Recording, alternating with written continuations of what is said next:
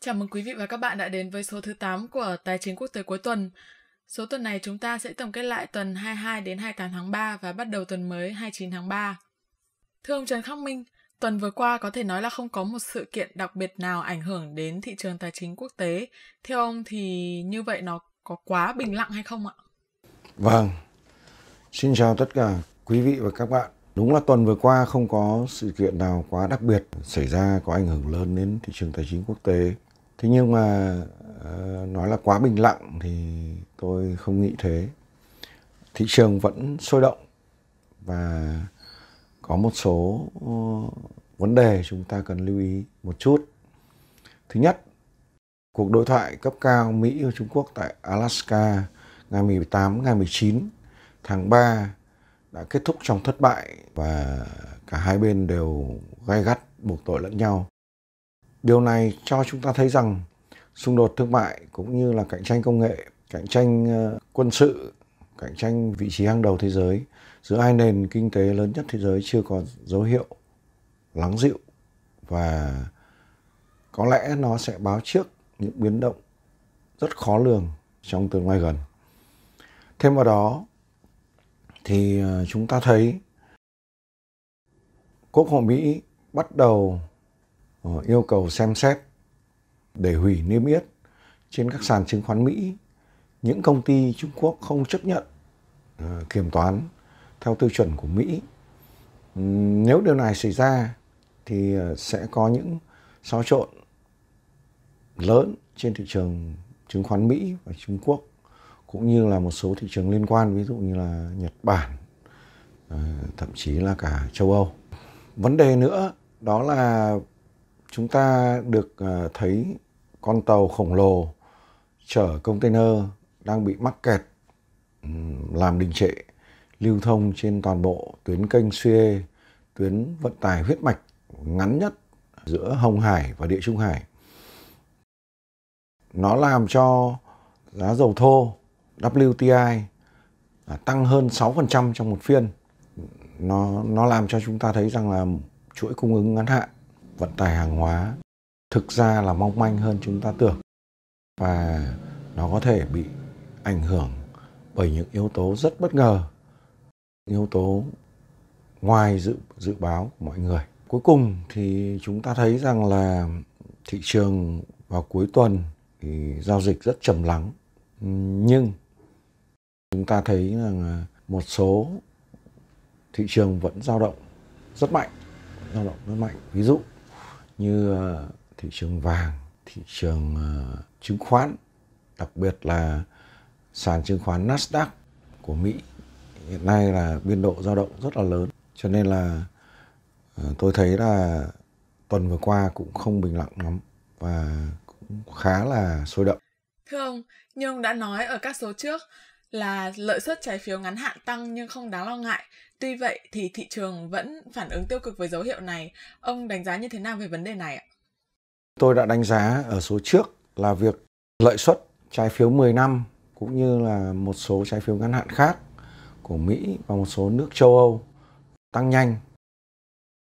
Xét về mặt trung hạn và dài hạn thì cũng chưa có gì đáng lo ngại, bởi vì thông thường thì sau khi tăng nhanh ở giai đoạn đầu thì đường cong lợi tức trái phiếu sẽ phẳng ra và lúc đó thị trường trái phiếu lại bình ổn. Tuy nhiên là trong ngắn hạn thì nó có tác động lớn đến vấn đề đánh giá lạm phát kỳ vọng cũng như là kỳ vọng về nền kinh tế phục hồi. Việc lợi suất trái phiếu 10 năm của Mỹ tăng nhanh nó hỗ trợ cho luận điểm rằng lạm phát sẽ vượt 2% hoặc 2,1% trong cuối năm nay.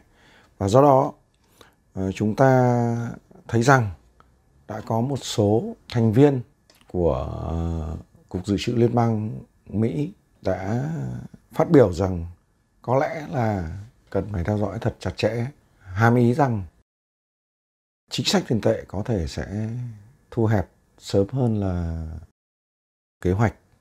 Tôi thì vẫn dự báo rằng đến cuối năm nay có thể là kỳ tháng 9 hoặc kỳ tháng 12, Fed sẽ đưa ra thông điệp là bắt đầu có dấu hiệu chuẩn bị thắt chặt tiền tệ và dự báo rằng cuối năm 2021 sẽ là lần tăng lãi suất đầu tiên của Fed.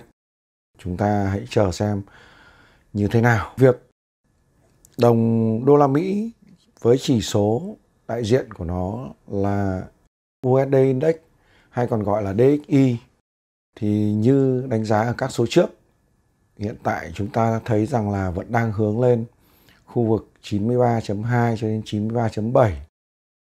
Do lại lợi suất trái phiếu 10 năm vẫn tiếp tục có xu hướng tăng và tôi vẫn dự tính rằng sẽ chạm khu vực 1.8 cho đến 2.0 trong cuối năm nay đối với trái phiếu 10 năm của chính phủ Mỹ. Do vậy, ảnh hưởng của nó đến một số thị trường hàng hóa như sau. Đối với cặp tiền đô la Mỹ Yên Nhật thì hiện tại nếu như vẫn tiếp tục duy trì ở mức trên 108.4 thì cặp này vẫn tiếp tục hướng tới khu vực 111.7 cho đến 114. Cặp Euro USD vẫn đang tiếp tục có xu hướng điều chỉnh xuống và tôi vẫn dự kiến rằng sẽ điều chỉnh về khu vực 1.1690 cho đến 1.1490 hoặc có thể thấp hơn. Vàng biểu thị bằng XAU trên USD vẫn đang dao động ở dưới mức 1.755 đô la Mỹ một ounce. Và nếu tiếp tục tích lũy như vậy thì việc điều chỉnh về khu vực 1675 cho đến 1620 đô la Mỹ một ounce không có gì là đáng ngạc nhiên, thậm chí có thể là thấp hơn. Dầu thô sau khi đạt được mức 68 đô một thùng có xu hướng điều chỉnh xuống. Tuy nhiên, sau vụ việc con tàu chở container khổng lồ bị mắc cạn tại kênh Suez thì có hồi phục khá mạnh, nhưng hiện tại vẫn đang ở trong mức 5960 đô một thùng. Và nếu không có thông tin cơ bản nào tác động hơn nữa thì giá dầu thô vẫn trong xu hướng điều chỉnh để có thể tiếp tục tăng lên trong trung hạn. Thưa ông Trần Khắc Minh, ông đã từng nói là cần lưu ý đến những xung đột địa chính trị, những chiến tranh thương mại. Vậy trong tương lai gần chúng ta nên lưu ý vào vấn đề nào đã và sẽ làm ảnh hưởng đến thị trường tài chính? Chúng ta đã biết rằng thị trường tài chính quốc tế rất nhạy cảm đến những xung đột, những va chạm về địa chính trị cũng như là thiên tai rồi nhân họa. Vậy thì trong giai đoạn trước mắt chúng ta nên quan sát kỹ các động thái của Trung Quốc khi họ đang tiếp tục làm nóng lên khu vực Biển Đông, khu vực Biển Hoa Đông, khu vực eo biển Đài Loan và vẫn có thái độ rất là căng thẳng đối với Mỹ và đồng minh của Mỹ. Tiếp nữa là chúng ta vừa mới nhận được tin rằng một tàu chở hàng của Israel đã bị trúng tên lửa, nghi là tên lửa của Iran. Vì vậy, khu vực Trung Đông cũng như là vùng vịnh không hẳn là không tiềm ẩn những xung đột có thể bùng nổ bất cứ lúc nào. Chúng ta cũng lưu ý vấn đề mâu thuẫn giữa Nga với Liên minh châu Âu, Nga với Mỹ, rồi Nga với Anh và động thái bắt tay giữa Nga và Trung Quốc. Chúng ta hình dung ra một bàn cờ địa chính trị rộng lớn đang tiếp tục triển khai. Các nước cờ đang đi liên tục và trước mắt thì chưa rõ ràng rằng tình huống sẽ như thế nào, nhưng tôi cho rằng nên theo dõi thật sát vấn đề biến động địa chính trị. Thêm hai vấn đề nữa. Vấn đề hậu Brexit giữa Anh và Liên minh châu Âu. Chúng ta tưởng rằng việc Brexit đã giải quyết xong, nhưng mà thực ra hóa ra lại không phải là như thế.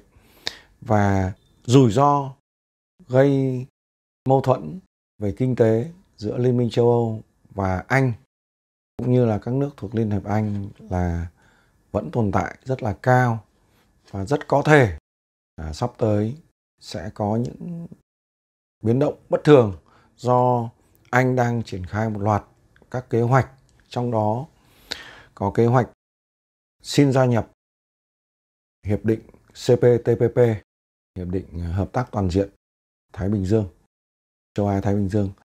Và nếu như nước Anh được chấp nhận gia nhập thì ý nghĩa của hiệp định này đã vượt tầm ra khỏi khu vực châu Á Thái Bình Dương, và nó có thể trở thành một hiệp định toàn cầu, một hiệp định đa phương, hợp tác đa phương toàn cầu. Và tôi cho rằng nó có thể sẽ hiệu quả hơn WTO, tất nhiên là hiệu quả hơn về mặt quản lý chứ không phải về mặt quy mô. Và cuối cùng, chúng ta cần theo dõi tình hình dịch Covid. Dịch Covid có những diễn biến khá bất ngờ, đó là một loạt các khu vực của các nước như Đức, Pháp và một vài nước châu Âu lại tiếp tục bị lockdown, hay còn gọi là bị giãn cách xã hội bắt buộc do làn sóng lây nhiễm của các biến thể mới ồ ạt quá.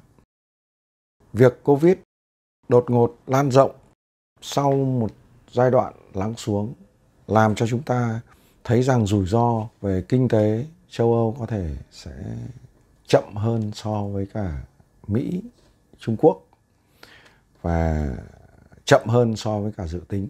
Ví dụ, trước đó người ta ước tính rằng Liên minh châu Âu, hay còn gọi là khối các nước Eurozone, có thể sẽ đạt mức tăng GDP hơn 4% vào cuối năm 2021. Mỹ thì vừa rồi các quan chức của Cục Dự trữ Liên bang đánh giá rằng sẽ đạt được khoảng GDP năm 2021 khoảng 6,5%. Và mới đây có một bài phân tích đánh giá rằng GDP của Trung Quốc trong năm nay có thể đạt được 8,1%. Nhưng do tình hình dịch diễn biến phức tạp, cho nên là những dự tính vẫn chưa diễn ra và chúng ta vẫn cần phải hết sức lưu ý.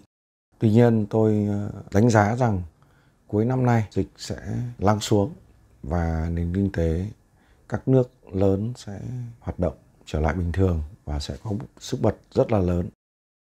Và sau đây mời các bạn cùng đến với phần Q&A của chương trình. Từ đầu series Tài chính quốc tế cho tới nay, chúng tôi đã nhận được rất nhiều câu hỏi liên quan đến kỹ năng phân tích và đánh giá thị trường. Rất nhiều bạn đang quan tâm muốn học hỏi sâu thêm để có thể đủ khả năng giao dịch tài chính một cách sáng suốt nhất. Thưa ông Trần Khắc Minh, theo ông để thành thạo phân tích thị trường như là chứng khoán, tiền tệ, hàng hóa, vàng, dầu thô, v.v., gạo, cà phê, v.v. thì theo ông cần trang bị những kiến thức cơ bản nào và mất bao lâu ạ? Về câu hỏi này thì tôi cũng được hỏi nhiều trong quá trình nhiều năm, thì cũng chỉ có thể trả lời mang tính khái quát, bởi vì câu hỏi này khá là rộng, cũng như là nếu trả lời cụ thể thì sẽ mất rất nhiều thời gian. Thứ nhất là muốn phân tích tốt thị trường tài chính quốc tế thì tất nhiên đầu tiên là phải học được phân tích cơ bản, và có thể các bạn học các chứng chỉ CFA, CPA và các chứng chỉ tương đương. Tuy nhiên không bắt buộc là phải có các chứng chỉ đấy mới phân tích được. Rồi các bạn phải học phân tích kỹ thuật, có thể lấy các chứng chỉ CMT, CTA hoặc MFTA, v.v. và cũng không bắt buộc. Điều chắc chắn là tối thiểu các bạn phải học xong cử nhân hoặc là xong kỹ sư, vì lĩnh vực tài chính quốc tế không đơn giản như mọi người vẫn hay nhầm tưởng. Tất nhiên là với một trình độ thạc sĩ hoặc trên thạc sĩ như tiến sĩ chẳng hạn thì là tốt hơn, mặc dù nó không phải là bắt buộc. Vậy trong thời gian bao lâu thì các bạn có thể phân tích được? Nó tùy thuộc vào sự trải nghiệm và đúc rút kinh nghiệm trong thị trường. Trải nghiệm và đúc rút kinh nghiệm trong thị trường thực tế. Bởi vì sách vở thì chỉ là sách vở, và lý luận trên bục giảng khác với cả thực tiễn kinh doanh trong thị trường. Tốt nhất các bạn có thể là trader. Tuy nhiên cái này không bắt buộc. Tôi có thể lấy ví dụ như ông Alan Greenspan, cựu thống đốc Cục Dự trữ Liên bang Mỹ, nguyên là một trader và là một người quản lý quỹ rất lừng danh trên thị trường tài chính Mỹ. Hoặc như một người rất nổi tiếng nữa, đó là George Soros, thì là cử nhân kinh tế. Sau đó ông ta làm ở thị trường chứng khoán Anh, rồi sang Mỹ, tiếp tục vào thị trường tài chính sâu rộng hơn. Rất nhiều ví dụ như thế để thấy rằng nếu có thể thì nên là những người tham gia trực tiếp thị trường thì sẽ rút ngắn được thời gian và sẽ am hiểu thị trường tốt hơn. Ngoài ra thì còn phải tùy thuộc vào bản thân mỗi người nữa. Tố chất của họ ra làm sao, cá tính như thế nào, và đặc biệt là câu nói rằng để có thể phân tích được thành một bài phân tích khá bài bản không khó. Có lẽ chỉ mất vài ba năm là quy chuẩn. Tuy nhiên để trở thành một nhà phân tích giỏi, tài ba và có danh tiếng, có độ tin cậy cao trong các bài phân tích của mình thì tôi cho là không dễ. Có thể sẽ mất hàng chục năm, 10 năm hoặc nhiều chục năm mới có thể đạt được trình độ đó. Ở đây thì minh chứng cho một câu rất hay nói trên thị trường tài chính, đó là nghề chọn người chứ không phải là người chọn nghề. Người có thể chọn nghề nhưng nghề không giỏi. Nghề có thể chọn người bởi vì người đó phù hợp với nghề. Có lẽ giải thích như thế có nhiều bạn sẽ có tranh cãi. Tuy nhiên là tôi cũng chỉ có thể nói được như thế thôi. Xin chào các bạn. Chúng ta sẽ gặp lại ở số 9. Nếu quý vị quan tâm và muốn được cập nhật, theo dõi những tin tức mới nhất từ chúng tôi, xin mời quý vị hãy bấm vào đăng ký theo dõi kênh YouTube Trần Khắc Minh, bấm subscribe và chọn. Sau khi đăng ký theo dõi kênh, các bạn hãy nhớ bấm vào biểu tượng hình chuông ngay cạnh nút đăng ký theo dõi, chọn thông báo cho tất cả, để sau đó YouTube sẽ gửi cho các bạn những tin nhắn cập nhật ngay khi mà chúng tôi đăng những video cũng như là tin tức mới.